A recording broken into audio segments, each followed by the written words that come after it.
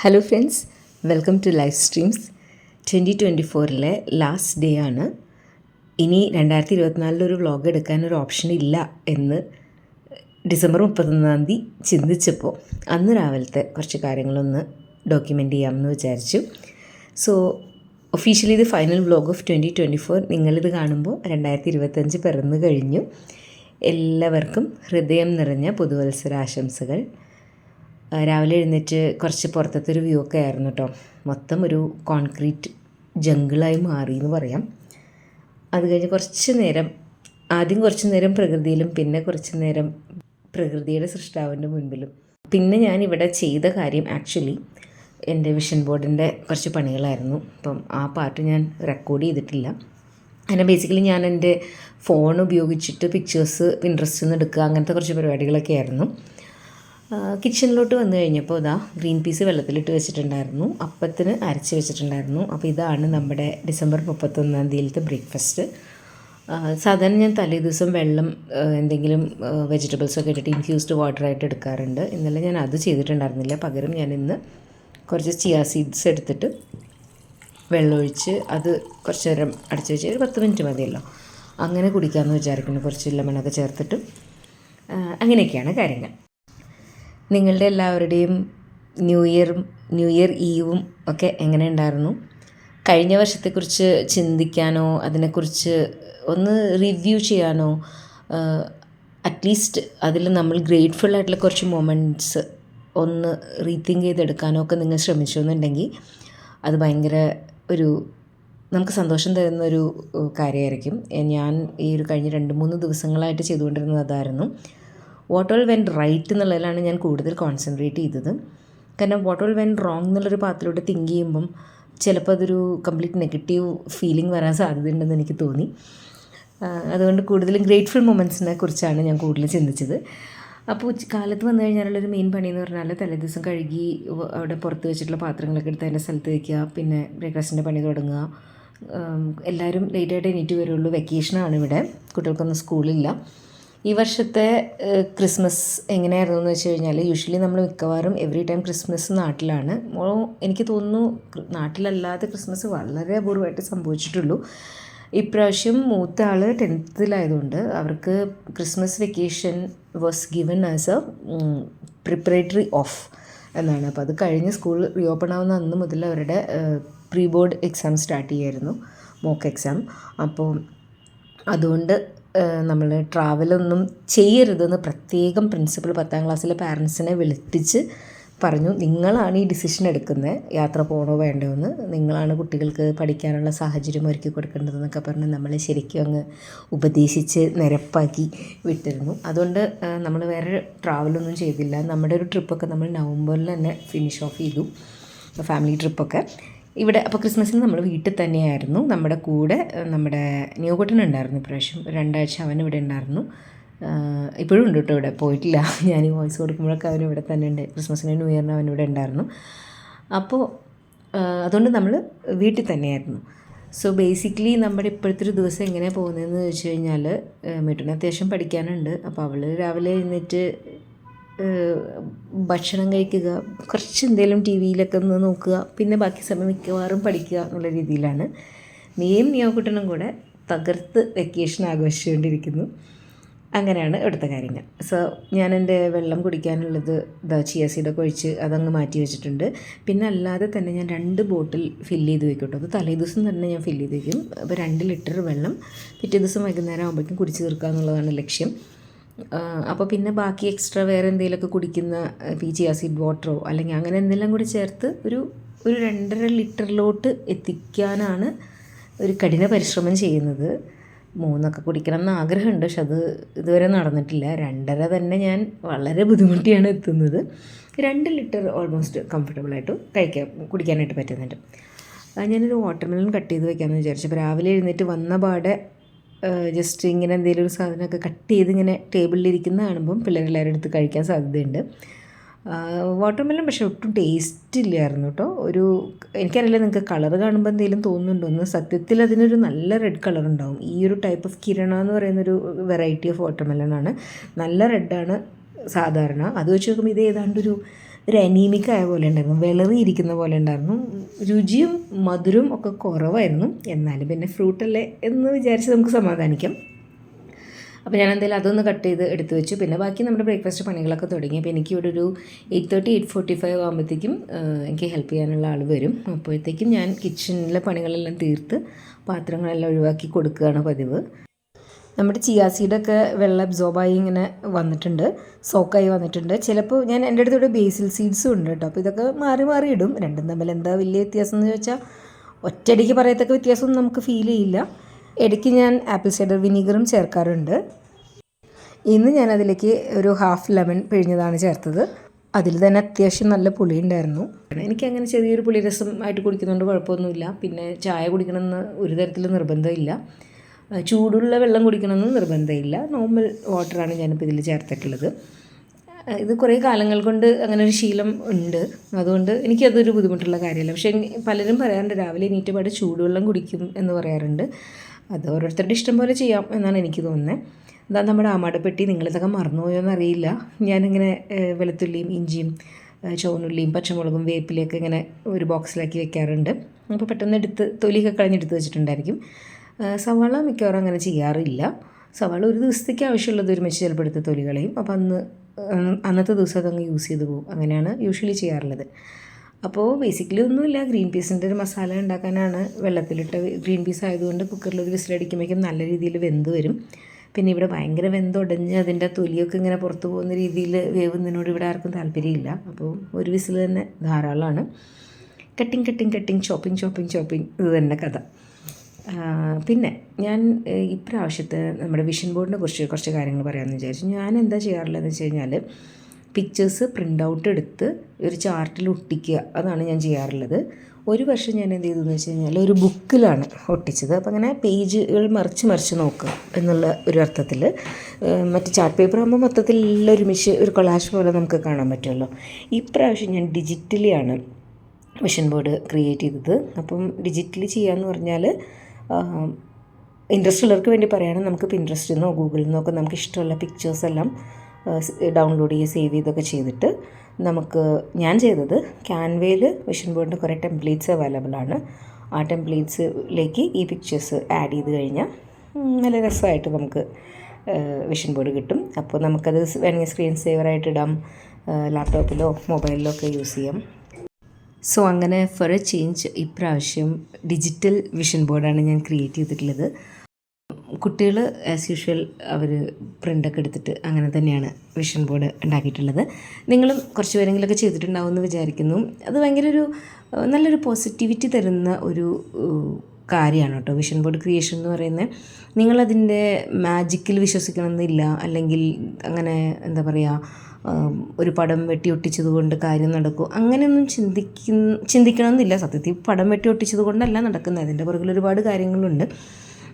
But still it's always good to have some goals to achieve. അത് എപ്പോഴും ലൈഫിൽ എപ്പോഴും നമ്മൾ മുന്നോട്ട് നയിക്കുന്നത് നമുക്ക് എന്തെങ്കിലും ഇനി ചെയ്യാനുണ്ട് എന്നുള്ളപ്പോഴാണല്ലോ. ഇനി ഒന്നും ചെയ്യാനില്ല എന്ന് ചിന്തിക്കുന്ന ദിവസം ഒരു മനുഷ്യൻ്റെ ജീവനുണ്ടെങ്കിൽ അയാളുടെ ജീവിതം തീർന്നുപോയി എന്ന് പറയേണ്ടി വരും. അപ്പോൾ എന്തെങ്കിലുമൊക്കെ ഉണ്ടാവുമല്ലോ നമുക്ക് മുന്നിലേക്ക് നോക്കാനായിട്ട്. നമുക്ക് ശുഭാപ്തി വിശ്വാസത്തോടെ മുന്നോട്ട് നോക്കാൻ പറ്റുന്ന കുറച്ച് കാര്യങ്ങൾ ഉണ്ടാവുക, അതേക്കുറിച്ചുള്ള കുറച്ച് കാര്യങ്ങൾ നമ്മൾ സെർച്ച് ചെയ്യുക, അതേക്കുറിച്ചുള്ള ചില കൊട്ടേഷൻസോ വേർഡ്സോ അങ്ങനെയൊക്കെ നല്ല ഭംഗിയായിട്ടുള്ളത് എടുത്ത് ഒരു കൊളാഷ് പോലെ ഉണ്ടാക്കുക ഭയങ്കര നല്ലൊരു സുഖം തരുന്ന ഒരു കാര്യമാണ്. ഞാനൊരു വർഷത്തിന് വേണ്ടി ഒരു വേർഡ് അങ്ങനെ സെലക്ട് ചെയ്യാറുണ്ട്. ഈ വർഷം ഞാൻ എടുത്തിട്ടുള്ള വേർഡ് എന്ന് പറയുന്നത് ബിലീവ് എന്നുള്ളതാണ്. ഒരുപാട് ഡയമെൻഷൻസ് ഉള്ളൊരു വേർഡാണ്. Believe in God, believe in yourself, believe in others, believe in your dreams. നമുക്കിഷ്ടമുള്ള ഏതൊക്കെ രീതിയിൽ വേണമെങ്കിലും വ്യാഖ്യാനിക്കാവുന്ന ഒരു വേർഡാണ്. അതേക്കുറിച്ചൊക്കെ കൂടുതൽ കാര്യങ്ങൾ ഞാൻ പിന്നീട് പറയാം.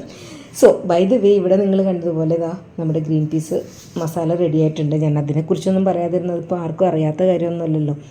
സവോളയും ഇഞ്ചി വെളുത്തുള്ളി വേപ്പില തക്കാളി വഴറ്റുന്നു. നമ്മുടെ ചില്ലി, മല്ലിപ്പൊടി, മുളക് പൊടി, മഞ്ഞൾപ്പൊടി, ഗരം മസാല ചേർക്കുന്നു. അത്രയേ ഉള്ളൂ. കുറച്ച് തക്കാളിയും കൂടെ ചേർത്ത് അങ്ങനെയാണ് ഗ്രീൻ പീസ് മസാല ഉണ്ടാക്കിയത്. അതിനുശേഷം വെള്ളയപ്പം റെഡിയാക്കിക്കൊണ്ടിരിക്കുകയാണ്. മീട്ട് വെള്ളയപ്പം കഴിക്കുകയാണ്. അപ്പോൾ അവളുടെ മുഖം വരാതിരിക്കാൻ വേണ്ടി ഞാൻ ഇങ്ങനെ എടുത്തതാണ്. അവൾ മുഖം ഇപ്പോൾ കാണിക്കാൻ ഇഷ്ടപ്പെടുന്നുണ്ടായിരുന്നില്ല കഴിച്ചുകൊണ്ടിരിക്കുന്നതിൻ്റെ ഇടയിൽ.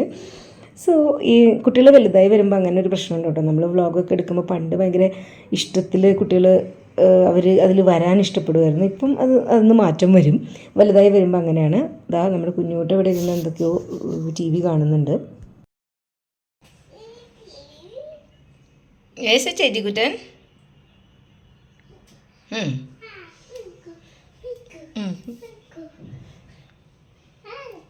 ഹായ് ചേച്ചി, how are you?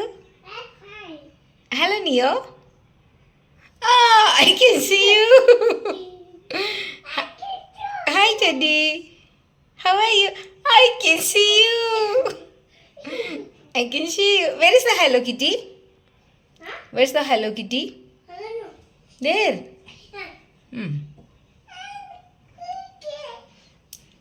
Hi Hello Kitty, how are you?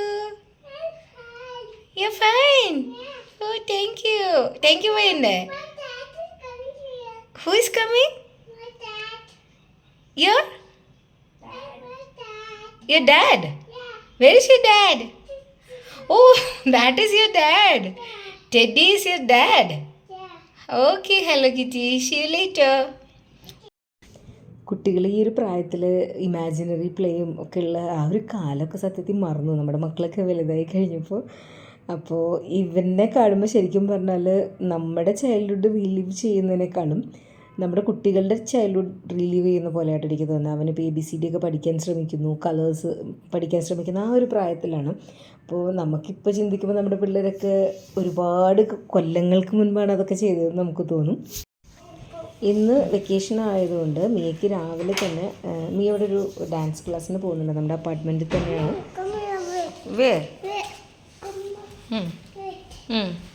No, I'm not going there. ചേച്ചി is going. We are saying bye to her. ചെലങ്കി എടുക്കണില്ലേ? ഇവിടെ നമ്മുടെ അപ്പാർട്ട്മെൻറ്റിൽ തന്നെ താമസിക്കുന്ന ഒരു ടീച്ചറാണ് നമ്മുടെ ക്ലബ് ഹൗസിൽ തന്നെ ക്ലാസ് എടുക്കുന്നത്. ODC ക്ലാസ്സാണ് കേട്ടോ. ODC ആണ് പഠിച്ചുകൊണ്ടിരിക്കുന്നത്. കുറച്ച് നാളായിട്ടുള്ളൂ, ഒരു 4 മാസമൊക്കെ ആയിപ്പോൾ. അപ്പോൾ ക്ലാസ്സിന് വേണ്ടി പോവുകയാണ്.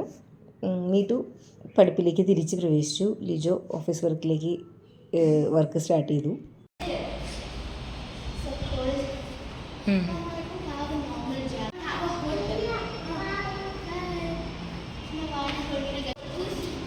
It's heavy for him. Is it heavy?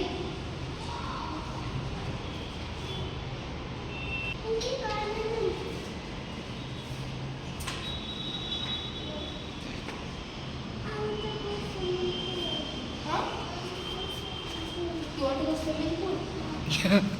It's too cold. It's too cold. That's like fog. Bye.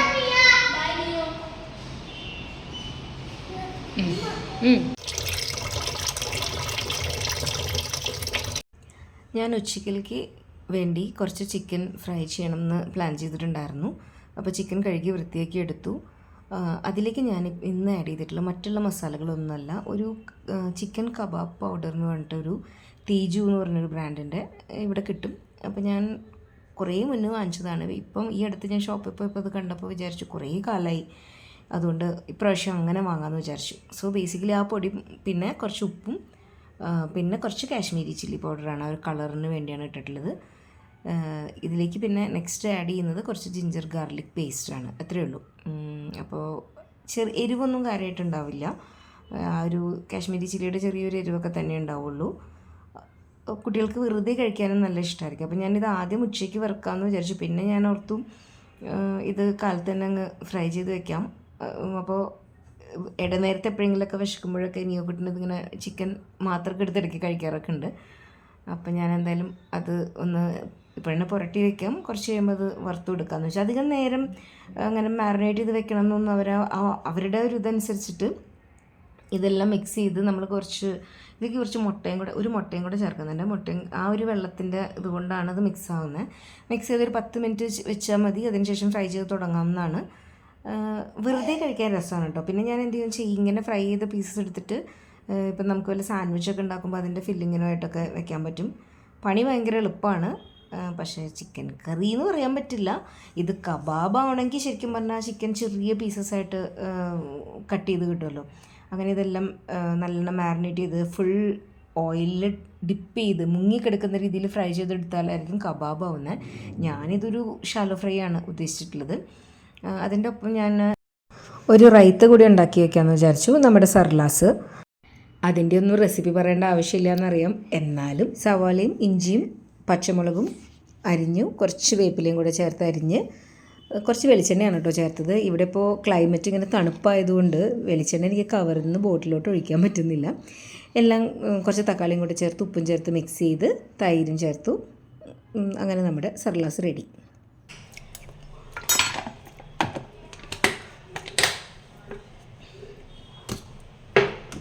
വീട്ടിൽ ബാക്കിയുള്ള വെജിറ്റബിൾസിനെയൊക്കെ പറ്റുന്നത്ര യൂസ് ചെയ്യുക എന്നുള്ളൊരു പർപ്പസാണ് കേട്ടോ ഇതിൻ്റെ പിന്നിൽ. അങ്ങനെ ഒരു മെഴുക്ക് പുരട്ടി ഉണ്ടാക്കുകയാണ് ചെയ്തത്. പൊട്ടാറ്റോയും ക്യാരറ്റും ക്യാപ്സിക്കവും ചേർത്തിട്ടാണ്.